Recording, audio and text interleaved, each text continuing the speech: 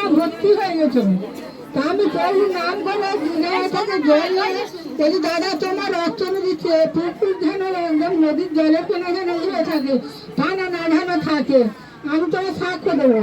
তা সত্যি পানাগুলো সব চলে গেছে, একটা বেলা পানা নেই, আর সেটা জল একদম পরিষ্কার হয়ে গেছে। তার জন্য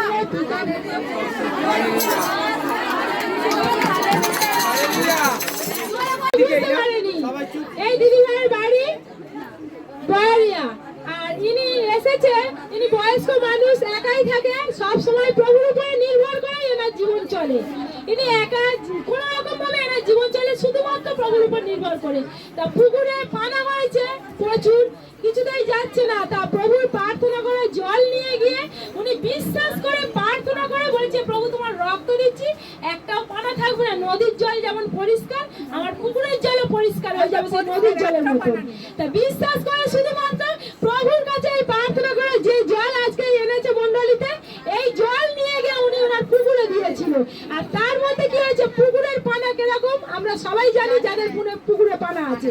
আর সেই পানা কি হয়, এক রাত গেলে বাড়তে থাকে, আর সেই যতবার প্রভুর রক্ত দেওয়াতে সেই পানা একদম চলে গেছে, আর নদীর জলের মতো পরিষ্কার বলেছিল। ওনার পুকুরের জল সত্যি নদীর জলের মতো পরিষ্কার হয়ে গেছে।